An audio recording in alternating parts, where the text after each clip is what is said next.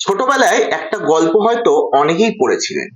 একটা ছোট্ট বাচ্চা খেলতে খেলতে পুকুরে পড়ে যায় আর তারপরেই সেখানে লোক জড়ো হয়ে যায় আর তারা বাচ্চাটিকে বাঁচানোর জন্য বিভিন্ন হই হট্টগোল করতে থাকে, কিন্তু ইতিমধ্যেই সবাই বাচ্চাটিকে বাঁচানোর জন্য হই হট্টগোল করতে থাকলে ইতিমধ্যেই একটি লোক দেখা যায় যে পুকুরের জলে ঝাঁপ দিয়ে বাচ্চাটিকে তুলে আনে এবং তারপরেই কিন্তু তার সেই লোকটি মুহূর্তের মধ্যে বাকি থাকা যেসব লোকজন ছিল তাদের কাছে হিরো হয়ে যায়। কিন্তু লোকটির প্রশংসা অন্যান্যরা যখন প্রশংসা করে তখন লোকটি বলে, আরে এসব থামুন, এসব পরে হবে, আগে বলুন আমাকে জলের মধ্যে ধাক্কা দিয়ে ফেললো কে। ঠিক এইরকমই একটা অবস্থা হয়েছে আমাদের রাজ্যের বঙ্গ বিজেপির। এখানেও ঠিক একইভাবে একটি শিশু জলে ডুবে গেছে আর তাকে বাঁচানোর জন্য হিরো এসে হাজির। তবে এটি কোনো গল্প নয়, এটি হচ্ছে বঙ্গ বিজেপির বাস্তব। এখানে আবার হিরো একজন নয়, এখানে দুজন। প্রশ্ন এখানে দুটো, যে বাচ্চাটি জলে পড়লো কিভাবে, আর ওই যে হিরো তাকে ধাক্কা দিয়ে কে জলে ফেললো। আপনারা দেখছেন N24 টিভি আর সঙ্গে রয়েছে আমি সাজিদ। আজকের প্রতিবেদন খুবই গুরুত্বপূর্ণ একটি প্রতিবেদন হতে চলেছে। প্রথমেই একটি ছোটবেলার গল্প দিয়ে শুরু করলাম, তবে এই প্রতিবেদন হবে বঙ্গ বিজেপির বর্তমান যে একটা ভাইরাল ভিডিও আপনারা দেখেছেন, এক প্রাক্তন নেতা তিনি ভিক্ষা করছেন, রাস্তায় বাটি হাতে ভিক্ষা করছেন, সেই নিয়ে আজকের প্রতিবেদন। তো চলুন শুরু করা যাক। সোশ্যাল মিডিয়ায় অভিযোগের শুরু। সোশ্যাল মিডিয়ায় আপনারা দেখছেন ইতিমধ্যেই যে একটি বিষয় ভাইরাল হয়েছে, যে বঙ্গ বিজেপির একজন প্রাক্তন নেতা, বর্তমানে তিনি হারিয়ে গেছেন বললেই চলে, মানে বঙ্গ বিজেপি থেকে হারিয়ে গেছেন। আগে বঙ্গ বিজেপির অত্যন্ত অ্যাক্টিভলি একজন নেতা ছিলেন। তো তিনি ভিক্ষা করছেন তারাপীঠ মহাশ্মশানের সামনে বসে। এটা এতদিন সামনে আসেনি, তবে সোশ্যাল মিডিয়ায় এখন সোশ্যাল মিডিয়ার যুগ। তো সেই সোশ্যাল মিডিয়ার দৌলতেই বাংলার মানুষের সামনে এই চিত্র উঠে এসেছে। কি তার পরিচয়? এই নেতা নাম ইন্দ্রজিৎ সিনহা, ডাকনাম অর্থাৎ তাকে সকলে চেনে বুলেট বলে। এনার বাড়ি কলকাতার বেলেঘাটা অঞ্চলে। ইনি অত্যন্ত গুরুত্বপূর্ণ কিন্তু বিজেপির পদে ছিলেন। ইনি হচ্ছেন পশ্চিমবঙ্গের স্বাস্থ্য পরিষেবা সেলের প্রতিষ্ঠাতা আহ্বায়ক। এনার কাজটি কি ছিল?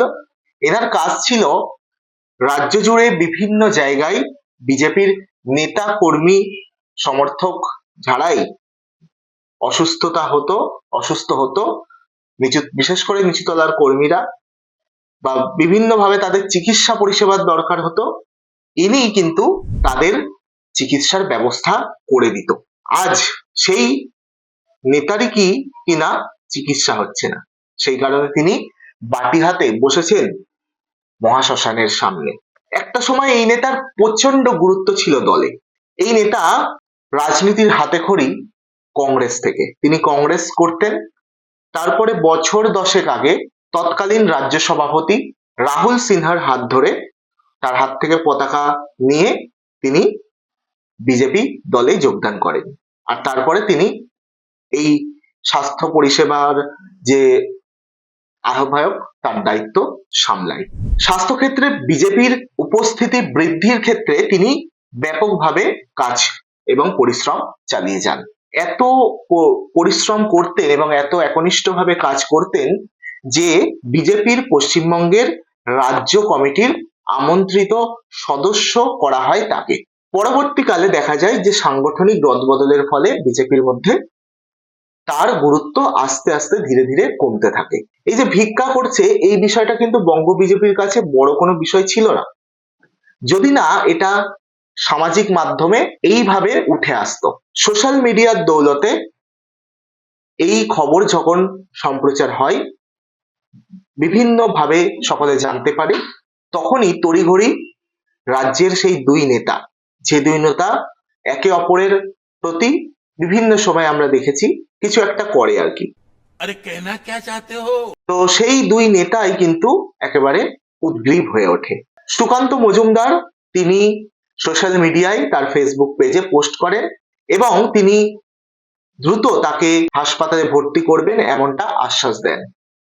যদিও সুকান্ত মজুমদার বলতে বলতেই শুভেন্দু অধিকারী কি করলেন, শুভেন্দু অধিকারী চট করে ওই মহাশ্মশানের সামনে থেকে তাকে তুলে নিয়ে গিয়ে, অর্থাৎ ওই ইন্দ্রজিৎ সিনহাকে তুলে নিয়ে গিয়ে হাসপাতালের বেডে শুইয়ে দেন।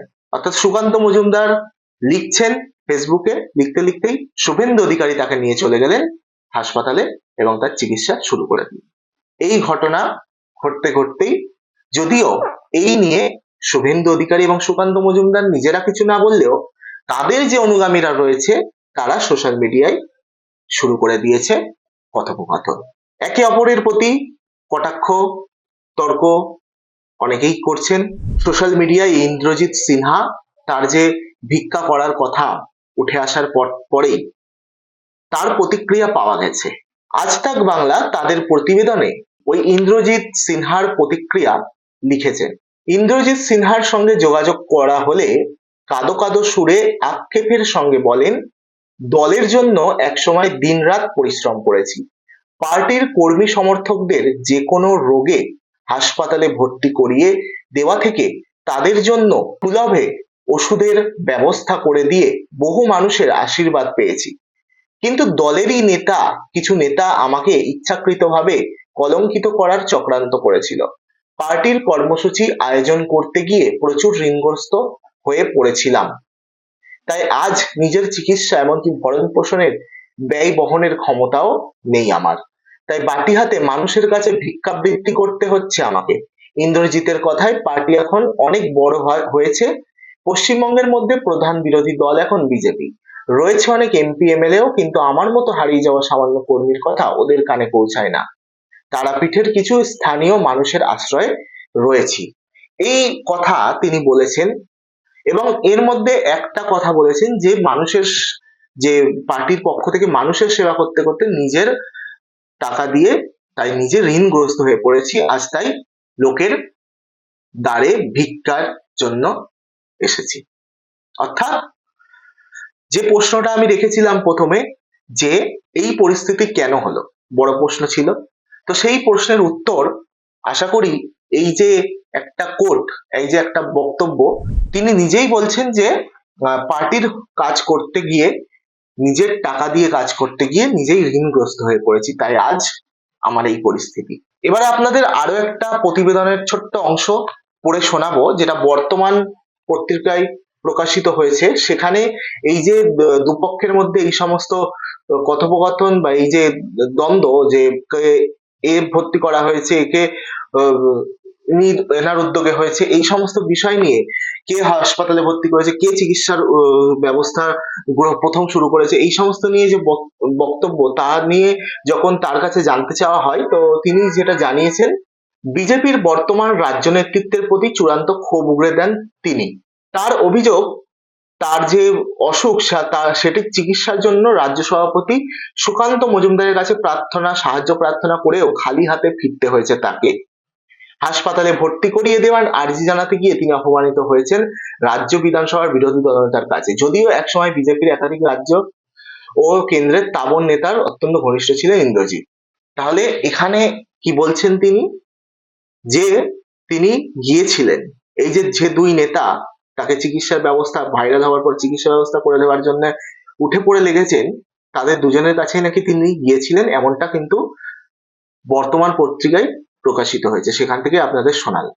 তাহলে দেখুন, একটা মানুষ এতদিন ধরে দল করলেন, কিন্তু শেষ মুহূর্তে তিনি খালি হাতে ফিরলেন তাদের কাছ থেকে। কিন্তু কখন তার চিকিৎসার ব্যবস্থা হলো?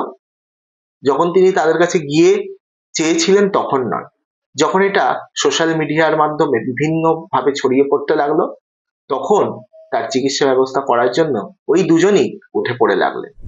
এই জিনিসটা কিন্তু করা দরকার ছিল অনেক আগেই। প্রশ্ন কিন্তু উঠবে, কেন তাকে ভুলে গিয়েছিল দল? ভাইরাল হবার পরেই কেন তাকে তার চিকিৎসা ব্যবস্থা করতে হলো? আগে কেন করা গেল না? এটা তো উচিত ছিল আগে করা।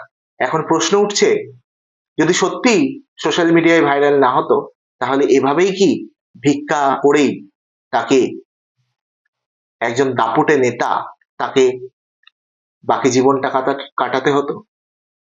আজ ইনি সামনে এসছেন, এরকম তো অনেকেই থাকতে পারে। প্রশ্ন কিন্তু অনেক কিছুই উঠবে। আজকের প্রতিবেদন এখানেই সমাপ্ত করছি।